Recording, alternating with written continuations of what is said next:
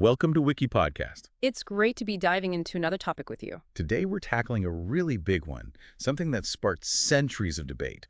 Who actually wrote the books of the Bible? Right. It's a question many people have, and the answers might be more complex and maybe more collaborative than you'd expect. Exactly. You shared your curiosity, so we've dug into the sources.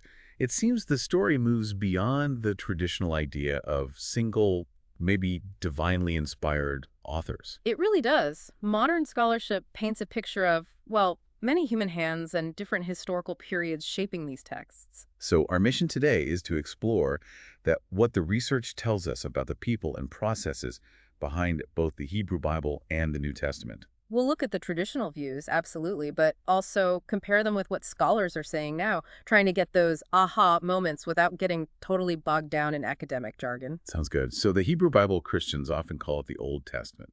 Traditionally, especially the first 5 books, the Torah. Who was thought to have written those? The long-standing tradition, especially for the Torah, points firmly to Moses, likely writing sometime in the 2nd millennium BCE. That's the view held for centuries. But modern scholarship suggests something else. Yeah, quite a shift. While Moses is obviously a central figure in the text, the scholarly consensus now is that the Torah, or Pentateuch, wasn't written by a single person at one time. Okay. Instead, it looks like the result of a long process spanning maybe the 10th down to the 5th centuries BCE.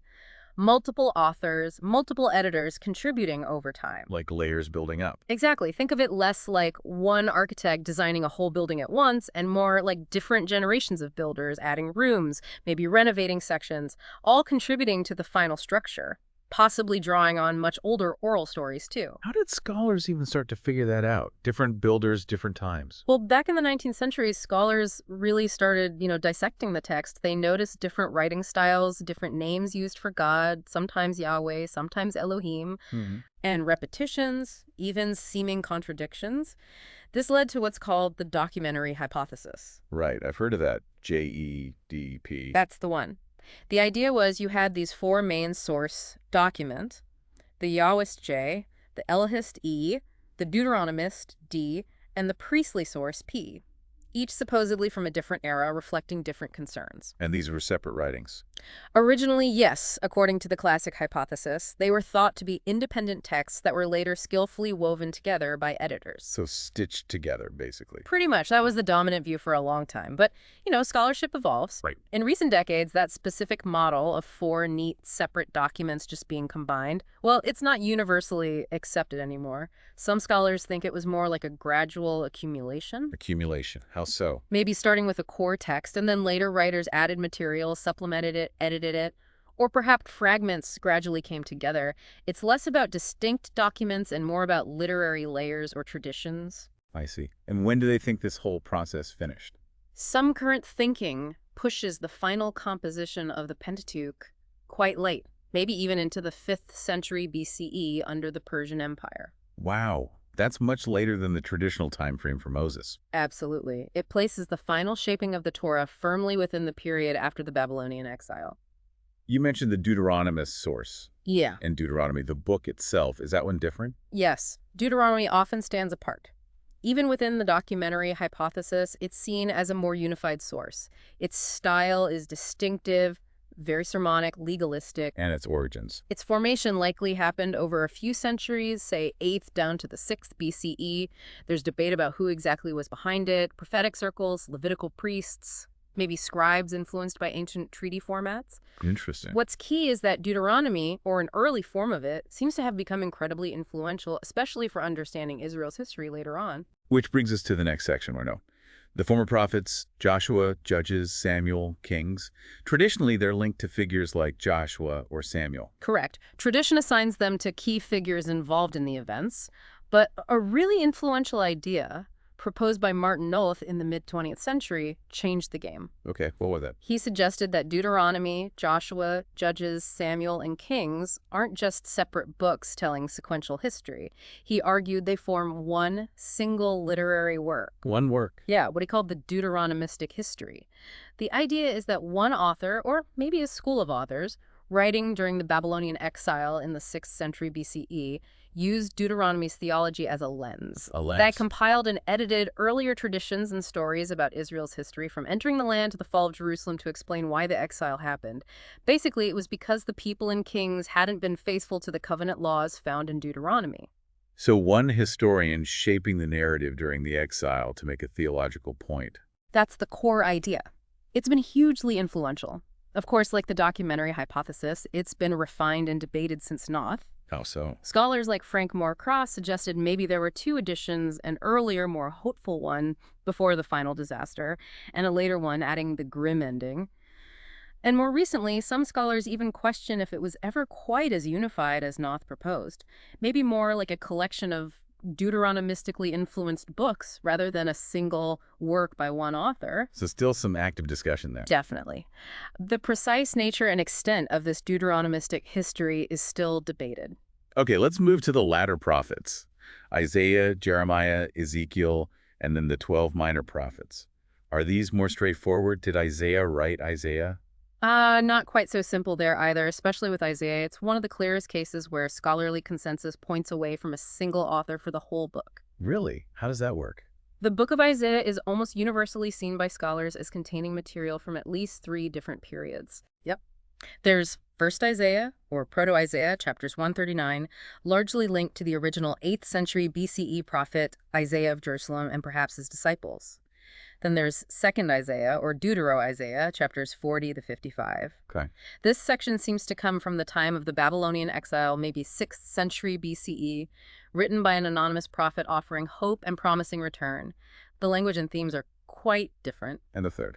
Third Isaiah, or Trito-Isaiah, chapters 56-66. This seems to reflect the period after the return from exile, dealing with the challenges of rebuilding the community and the temple. Again, likely anonymous disciples within the Isaianic tradition. So the book is more like a collection spanning centuries. Exactly. An anthology reflecting an evolving prophetic tradition with significant editing tying it all together, not one prophet writing from start to finish. What about Jeremiah?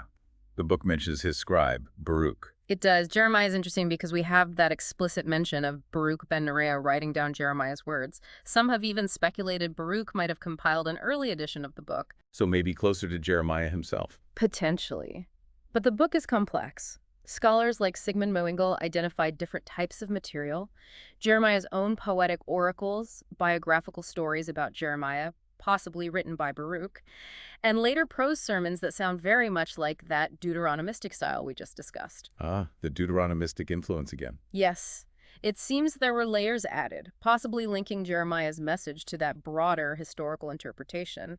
So while Jeremiah and Baruch are central, the final book likely includes contributions beyond them. Okay. And Ezekiel. He seems to identify himself pretty clearly. He does. Ezekiel presents himself as a priest, writing during the Babylonian exile, 6th century BCE, and much of the core material likely goes back to him. But there's always a but, isn't there? Well, when we compare the ancient manuscripts, like the Hebrew Masoretic text and the Greek Septuagint version, there are significant differences and rearrangements. This suggests quite a bit of editing and shaping happened after Ezekiel's initial prophecies. So not just Ezekiel writing it all down perfectly. The consensus is more that the final book is the product of a school or circle associated with Ezekiel, probably priestly circles, who preserved, arranged, and perhaps expanded upon his work. Makes sense. What about the little guys, the minor prophets, the Book of the 12? Right, those 12 shorter prophetic books. They were eventually collected and edited together onto a single scroll, probably finalized in the Persian period, maybe 5th or 4th century BCE. Were they all written by the prophets they're named after? Hosea, Amos, Micah? For most of them, scholars generally assume there's an authentic core of sayings or writings from the named prophet. But like the major prophets, these books also show signs of editing, additions, and shaping over time. Any exceptions? The main one is Jonah. Most scholars see Jonah not as a record of prophetic oracles, but as a narrative about a prophet, likely written much later, maybe in the Hellenistic period, after 330 BCE. It's more like a didactic story, possibly anonymous. Okay, quite a journey through the prophets. Let's turn to the third section of the Hebrew Bible, the writings. This includes Psalms, Proverbs, Job. Yes, and things like Ruth, Song of Songs, Ecclesiastes, Esther, Daniel, Chronicles. It's a really diverse collection, and the authorship questions here are just as varied. Psalms, for instance, traditionally linked to King David. Many psalms have headings like a Psalm of David, yes. But scholars see the book as an anthology, a collection of hymns, prayers, and poems gathered over a very long period. Some might be very old, maybe pre-exilic, while others clearly reflect the experience of the exile or the post-exilic period. Multiple authors, multiple eras. So not all David. Almost certainly not. Job is generally considered an anonymous work, probably written sometime after the exile, maybe 6th century BCE or later. Proverbs is clearly a compilation, gathering wisdom sayings from various sources over time, likely reaching its final form around the 3rd century BCE. What about some of the shorter scrolls, like Ruth or Song of Songs? Ruth, tradition links it to Samuel, but language and themes suggest a later date. Some scholars have even speculated about a female author, given its focus and perspective, though that's hard to prove. Interesting thought. Song of Songs, traditionally Solomon's, is now usually dated to the Hellenistic period, maybe 3rd century BCE, and scholars debate whether it's by one author or a collection of love poems. And Ecclesiastes and Daniel, they name authors, kind of. Right. Ecclesiastes claims to be by Koheleth, son of David, king in Jerusalem, implying Solomon. Daniel is set in the 6th century BCE Babylonian court. But the language, themes, and historical allusions strongly point to much later dates. Ecclesiastes is likely from 3rd century BCE Jerusalem. Daniel, with its very specific historical processes that seem to stop around 164 BCE, is widely dated to that time during the Maccabean crisis. So, written much later but attributed to an ancient figure. Exactly. That's pseudonymous authorship, using a revered name from the past to give authority to a contemporary message. It was a common literary practice. That's a key concept in books like Esther or Chronicles. Esther is thought to be a late work, maybe late 4th or early 3rd century BCE, written by Jews in the Eastern Diaspora. Chronicles seems to come from Levitical circles in Jerusalem, probably late 4th century BCE, retelling the history from Samuel and Kings, but with a stronger focus on the temple and priesthood. Again, anonymous authorship is the scholarly consensus. Okay, briefly, what about the deuterocanonical books, or Apocrypha? Books like Tobit, Judith, Maccabees. Right, those books included in Catholic and Orthodox Bibles, but not typically in Protestant ones. Pretty much across the board, these are considered anonymous or pseudonymous works, generally written in the Hellenistic or early Roman period, say, from the 2nd century BCE to the 1st century CE. Got it. So, a complex picture for the Hebrew Bible. Let's switch gears to the New Testament. Gospels, Acts, letters, Revelation, traditional view, written by apostles or their close companions? That's the traditional understanding, yes. Matthew and John as apostles, Mark as Peter's companion, Luke as Paul's companion. But what does the textual evidence itself say? Do the books name their authors? That's the striking thing. None of the 4 Gospels nor the book of Acts actually name their author within the original text. None. Not even John. The Gospel of John mentions a figure called the disciple whom Jesus loved and implies he's the source or author, especially in chapter 21. But most scholars view chapter 21 as a later addition, an appendix. The main body of the Gospel is anonymous. So the names Matthew, Mark, Luke, John, where did they come from? They come from church tradition, starting in the 2nd century CE, as early church leaders tried to establish the authority and origins of these widely used texts. They connected them to apostolic figures. But modern scholarship questions those direct connections. Yes, for several reasons. One is literacy. In 1st century Palestine, literacy wasn't widespread, especially among fishermen or tax collectors like the apostles were depicted. Writing sophisticated narratives in Greek, which the Gospels are, would likely require specialized scribal training. Acts even describes Peter and John as uneducated ordinary men. Exactly. So while the traditions they contain might go back to eyewitnesses, the actual authors were likely anonymous, educated, Greek-speaking Christians writing some decades after Jesus' death. How do the first 3 Gospels, Matthew, Mark, Luke, relate to each other? They seem similar. They are very similar in parts. The dominant theory to explain this is the two-source hypothesis. Okay, break that down. It proposes that Mark was the earliest gospel written. Then the authors of Matthew and Luke independently used 2 main sources, Mark's gospel and a second, now lost source consisting mostly of Jesus' sayings. Scholars call this hypothetical source Q, from the German word Quell, meaning source. So Mark came first, and Matthew and Luke used Mark plus this Q source. That's the basic idea. They also each had their own unique material. John's gospel seems to come from a separate stream of tradition and was likely written last. And who wrote Luke and Acts? There's very strong evidence, language, style, themes that the same author wrote both the Gospel of Luke and the Book of Acts. They form a two-volume work. Okay, so let's look at them individually. Mark. Traditionally Mark, companion of Peter, scholarly view, likely written around 70 CE, perhaps in Rome or Syria. While it might preserve Petrine traditions, the Gospel itself seems to draw on various sources, suggesting a compiler or editor rather than just a secretary, written for a largely non-Jewish audience. Matthew. Traditionally, the Apostle Matthew, scholarly view, probably written 80-90 CE, maybe in Antioch. The author seems to be a Jewish Christian, writing in Greek, drawing heavily on Mark and Q, but also deeply engaged with Hebrew scriptures. Definitely not an eyewitness account written in Hebrew or Aramaic, as some early traditions suggested. Luke Acts. Traditionally Luke, Paul's companion and a physician. Scholarly view. Written perhaps 80 to 100 CE. The author presents himself as historian, investigating sources. Some scholars accept the traditional author, but many argue it's an anonymous, well-educated Hellenistic writer. The we passages in Acts, where the narrator includes himself, are debated actual participation or a literary device. And John, the beloved disciple. Traditionally, the Apostle John, son of Zebedee, scholarly view. The Gospel likely reached its final form around 9100 CE. While it might originate from a community founded by or associated with the beloved disciple, whose identity is debated, maybe John the Apostle, maybe another figure, the final text shows signs of development and perhaps multiple stages of writing or editing. Chapter 21 is widely seen as a later epilogue. Some theories propose underlying sources like a signs gospel or a discourse source, but that's also debated. Okay, moving to the letters, the epistles. Paul wrote a lot of them, right? Paul is certainly credited with many. Scholars generally divide the letters attributed to Paul into three groups, which are, first, the undisputed letters, which almost everyone agrees Paul himself wrote or dictated.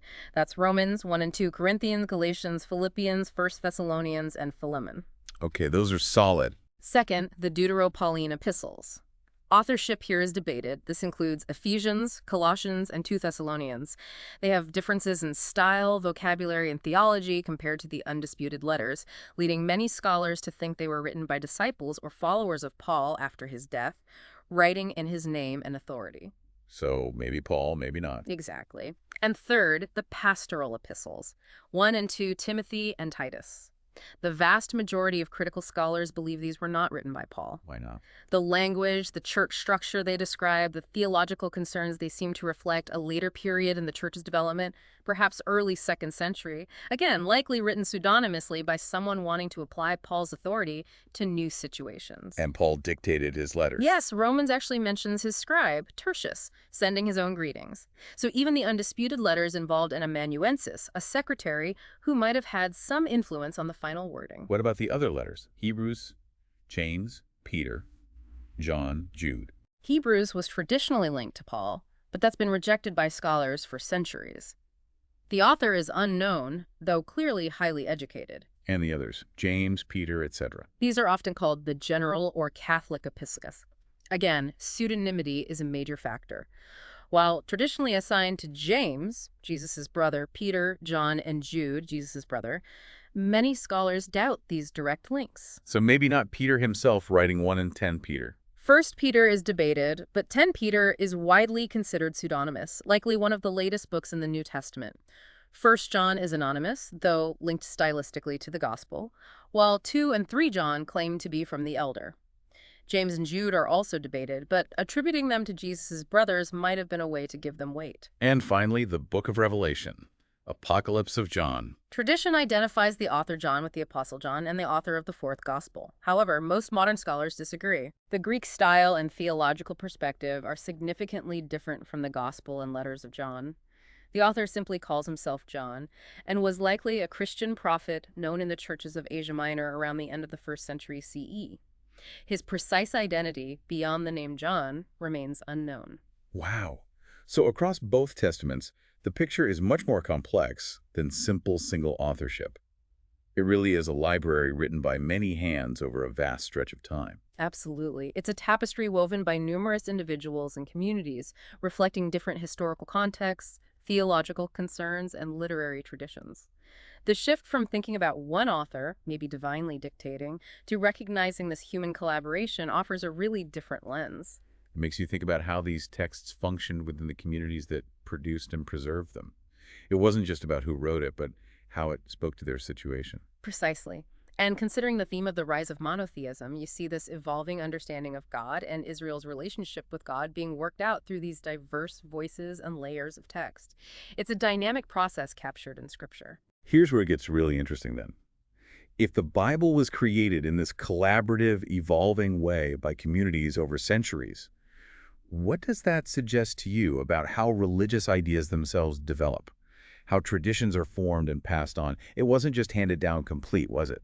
That's the fascinating implication, isn't it? It highlights that religious understanding isn't static. It grows, adapts, responds to new challenges and insights within a community. The Bible itself becomes evidence of this living process, a record of generations grappling with faith, meaning, and their understanding of the divine, constantly interpreting and reinterpreting their traditions. It really underscores the human element, the community effort, in shaping sacred texts. A powerful thought to end on. This deep dive really shed light on those hidden authors and the incredible history behind the Bible. Thanks for guiding us through it. It was my pleasure. These texts have such rich stories behind them as well as within them. Thanks for listening. Write us in the comments your opinion on the deep dive and what other topics you would like us to talk about. Subscribe to the channel to help us reach more listeners. Thank you and have an amazing day.